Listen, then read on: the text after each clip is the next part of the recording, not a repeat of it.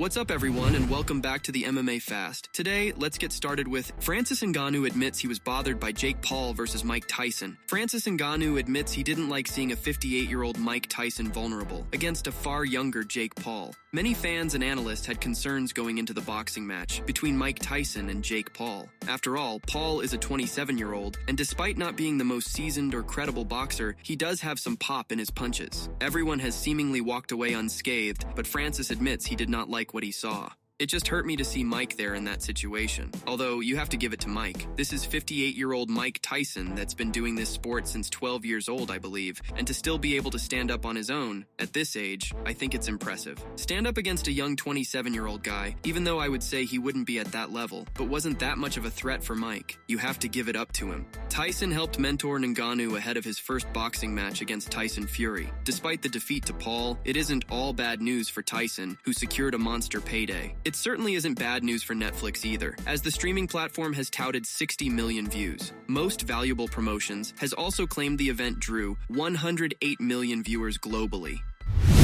Charles Oliveira gives social media reaction to making over 1 million in record-breaking number of UFC bonuses. For their thrilling back-and-forth battle, Oliveira and Chandler were awarded the Fight of the Night bonus, each earning an additional $50,000. Bronx now holds the record for the most post-fight bonuses in UFC history, extending it to 20 with this performance. UFC 309 marked the fourth time the Brazilian star has earned the Fight of the Night honor. Bonus record holder, finishing record holder for fast lane victories, the Brazilian with the record for victories, record holder, thank you Jesus. Oliveira's 20 post-fight bonuses include 3 knockouts of the night and 13 performance of the night awards throughout his storied career. After his knockout victory over Beneil Dariush at UFC 289 in June 2023, Bronx surpassed UFC Hall of Famer Donald Cerrone, who previously held the record with 18 post-fight accolades.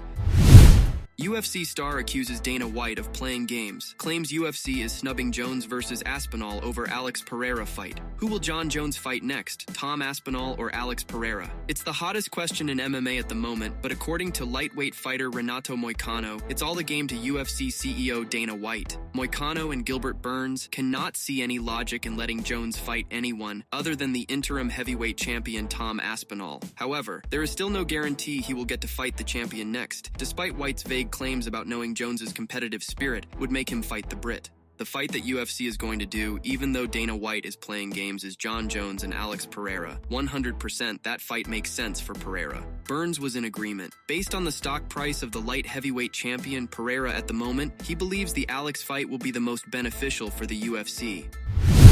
Daniel Cormier reacts to Bo Nickal's criticism of his commentary during UFC 309. Daniel Cormier drew the ire of Bo Nickal for comments he made during the rising middleweight prospect's unanimous decision over Paul Craig at UFC 309 last weekend. The former wrestling champion claimed that Daniel attempted to knock him down by claiming he wasn't ready to face Khamzat Chimaev.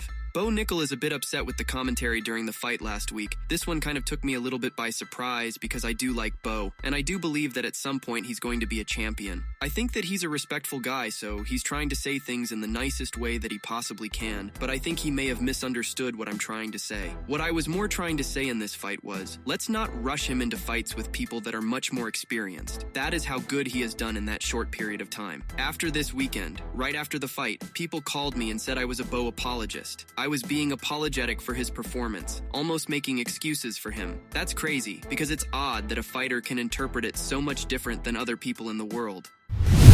Michael Chandler wants Conor McGregor fight at UFC International Fight Week 2025. Michael Chandler is not ready to turn the page on a potential fight with UFC star Conor McGregor, despite everything that's transpired. Chandler coached The Ultimate Fighter 31 against McGregor. The two were supposed to fight this past July at UFC 303, but McGregor withdrew from the matchup due to injury. Chandler believes the Irishman will return to the cage, and he's extremely confident the fight to make is against him. On top of thinking he makes the most sense for McGregor, Chandler also believes McGregor misses the octagon and doesn't buy that he will make his hiatus from the sport permanent. I think me and Conor International Fight Week is the next fight. That's what I'm throwing out there. I think June, July. I'm not saying it's a real reality, but I am saying if he does, his road comes straight through Nashville. His road back to the UFC, we have to finish The Ultimate Fighter. The UFC wants us to finish The Ultimate Fighter. Conor wants to fight me, and he can fight anybody. He made a commitment. I've said this numerous times. I have no problem giving my opponents props. I think he is more sentimental and romantic about the sport than people give him credit for because he's become this big, infamous brand. But he knows he's nothing without the UFC octagon. He needs something to chase, or else he's going to chase the wrong things. And if he does, it just so happens that there's a guy waiting, and I'm one of the top draws in the UFC.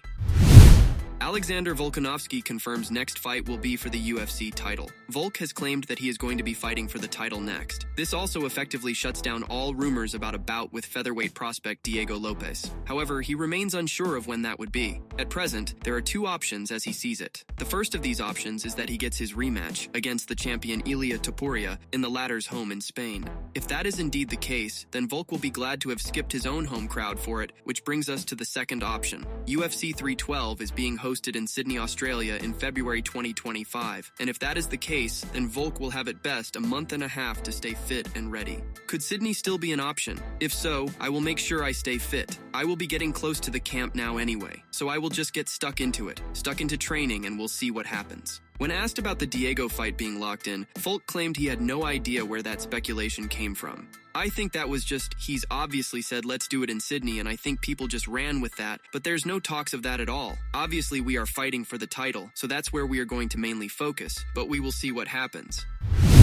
Jorge Masvidal aims for Conor McGregor or Leon Edwards in UFC return fight. Jorge Masvidal wants to make a big splash for his return to the UFC. The original BMF champion, Masvidal plans to return next April at the UFC's expected pay-per-view event in Miami, and he's specifically targeting a couple of big names in star Conor McGregor and former welterweight champion Leon Edwards. I'd like for it to be Conor, because I heard he also wants to fight on that same date. He's never mentioned my name, and it's for a reason. If not, Leon Edwards. He and I have history, and it's time to settle it. He's not booked, and neither am I. Let's go. Sign the contract. Jorge Masvidal promises a UFC return in the first half of 2025. It would be his first MMA fight after announcing his retirement from the sport in 2023.